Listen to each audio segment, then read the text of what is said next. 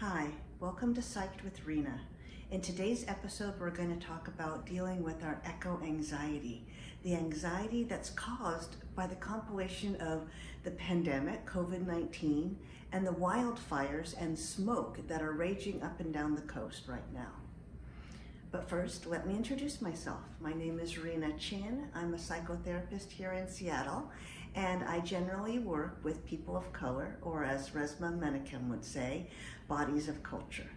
And I'm today presenting information that will help all people cope with the stress of these cloudy skies full of smoke and the wildfires raging up and down the coast.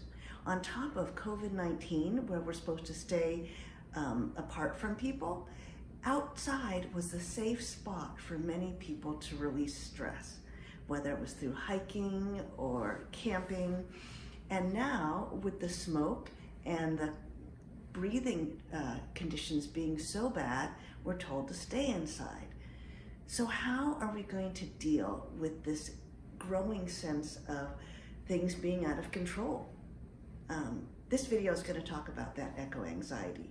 And if you're interested in hearing more about coping skills during COVID, please subscribe to my channel and press the bell to notify of new videos. First of all, I want to normalize the fact that you are under a lot of anxiety right now, a lot of stress. And it's no surprise that people are feeling anxious during the COVID season. There's already a pandemic where we have to wear masks around and limit our contact with other people and can't do our normal routine. That already raises the anxiety level. And if you want to hear more about just dealing with anxiety in general, see my other series on triggers, anxiety, and your body. Anyway, it's completely normal that we would be anxious during this time.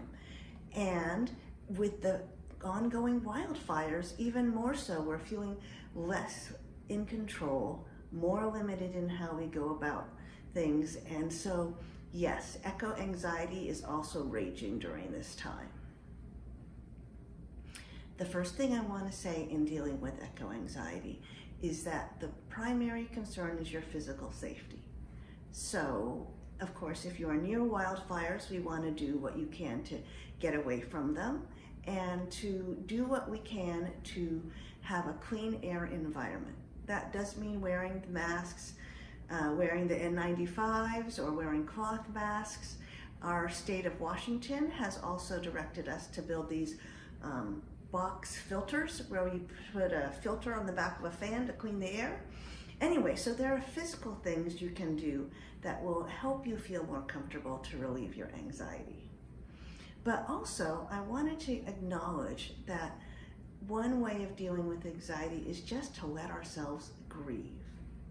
Let yourself feel what you're feeling in this time. There must be a sadness on many fronts. For me and many people who like to be in the outdoors, there's sadness about not being able to use one of our primary coping skills during COVID, which is going outside and running or being outdoors.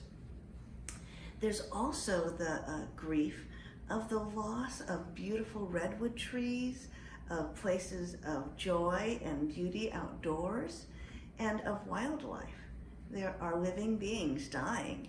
So the first thing I'd say in coping with it is just to acknowledge that you're grieving and that that is perfectly normal, and to allow yourself to feel what you're feeling in this season.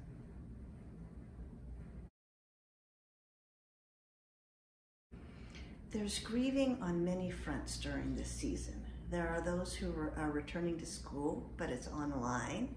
There are those who really rely on outdoor activities to regulate their anxiety, and that seems to be cut off during these smoky days. And then there are those who just are resenting the fact that there's the end of summer or middle of summer is cut off. We've lost half the season due to the fires. These are legitimate pains and concerns. And so we want to take time to honor ourselves by grieving the loss that we've had. Over time, the next step will be to develop what I would call radical acceptance. That's a term from dialectical behavior therapy. It talks about just acknowledging things are what they are. We can't do all that we would want to in this season. We have fewer opportunities and it sucks. And so just a sense of accepting that we can't do some things and not kicking against it and putting ourselves in an unsafe position. Radical acceptance.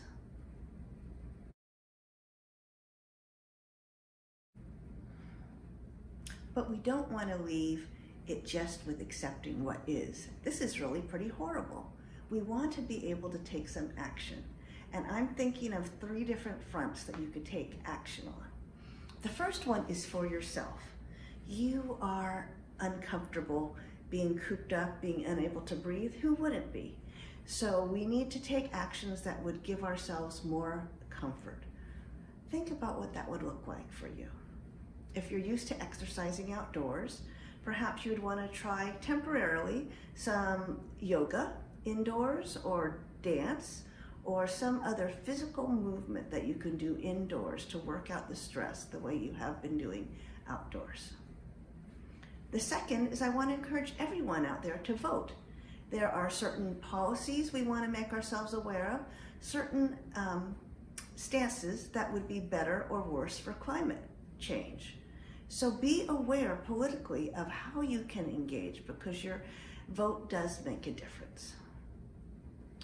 The third area of taking action is just generally how do you want to be involved in making an impact on the planet. So these wildfires are part of global warming, and we want to figure out what role can we take to be better for the environment. There are some things you can do immediately in terms of recycling, composting, being aware of the microplastic beads, thinking about conserving more energy, making less carbon waste. These things are actually somewhat diminished during COVID while many of us are working at home, but you can think of things you can continue to do to better the environment. This will give us a little bit of a relief from the sense of helplessness.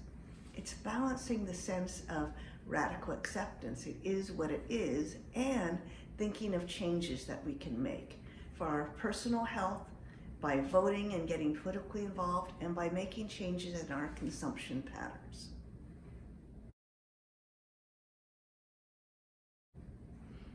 The fourth thing I'm thinking of is a little bit further out than composting today.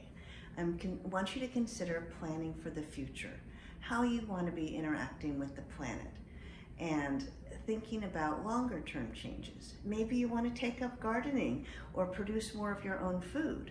Maybe you want to make some decisions on how much you consume and how much you are traveling.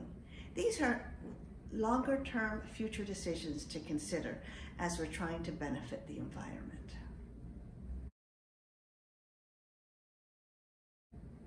The trick in dealing with all of this eco-anxiety is to balance the sense of gratitude we can have for what is beautiful, what we cherish, and to not catastrophize, but instead figure out how to take action. Some of the anxiety just skyrockets when we feel so helpless.